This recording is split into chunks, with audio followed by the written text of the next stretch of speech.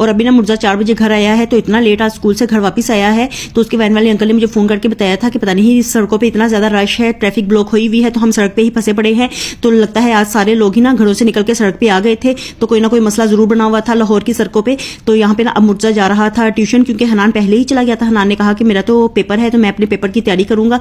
तो पता नहीं मुर्जा ने कब आना है, फिर आके उसने घंटा लगा के खाना पीना है। तो मैं तो जा रहा हूँ, तो वो चला गया था अपने टाइम पे ही ट्यूशन। और अब ना मुर्जा को मैं छोड़ने के लिए जा रही थी, तो मुर्जा मुझे यही कह रहा था कि आप मुझे छोड़ आए, आगे कर आए। तो मैंने कहा कि नहीं, मैं तुम्हें छोड़ के ही आती हूँ। तो देखिए आज वो बड़ा खुश ना ट्यूशन जा रहा है, क्योंकि जब ये मेरे साथ ट्यूशन जाता है ना तो इसको फिर बड़ा मजा आता है। हालांकि ये आगे आगे चलता है, मैं पीछे पीछे चलती हूँ, लेकिन बस पता नहीं इसे क्यों मेरे साथ जाने में ही मजा आता है। और ना ये ऐसे ना घूमते घामते जाता है ना, तो इस तरह से उछल कूद करते हुए जाता है, इसलिए ये गिर जाता है। आराम से चलता नहीं है, बस भाग भाग के जाता है।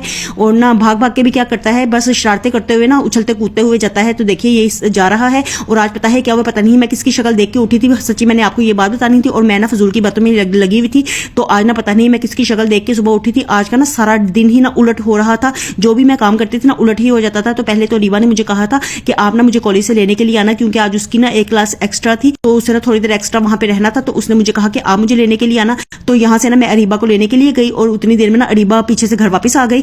तो ना इसने इस तरह से किया, उसने मुझे बताया ही नहीं कि मैं घर वापस आ रही हूँ। तो मैं उसको लेने के लिए ना वहां पे पहुंच गई थी। तो मुझे ना उस पर इतना ज्यादा गुस्सा आया ना कि मैं आप लोगों को बता ही नहीं सकती। अब घर आके मुझे फोन करके बता रही है, बंदा पूछे पहले ही फोन करके मुझे बता दो। और फिर ना आज मुझे सारा दिन ही बड़ा ज्यादा गुस्सा चढ़ा रहा है, क्योंकि मेरा व्लॉग तैयार था, तो बस इसकी वॉइस ओवर मैंने करनी थी।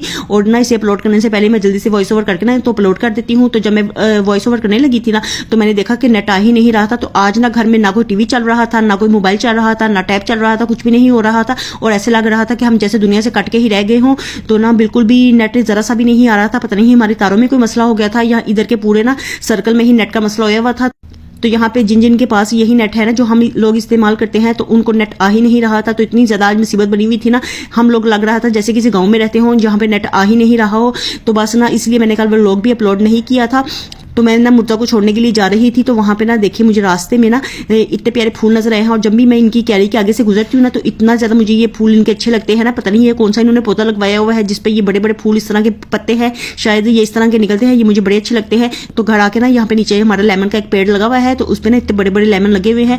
और ये भी ना हम लोग ज्यादा उतारते नहीं है, जब भी जरूरत होती है ना तो एक दो उतार के ले जाते हैं। तो बस आज के खाने के लिए ना मैंने सोचा कि ना दाल खानी है, तो ना 2-3 नींबू ही उतार के मैं ले गई थी, क्योंकि माश की दाल के ऊपर ना नींबू निचोड़ के खाओ ना बड़ा ज्यादा मजा आता है।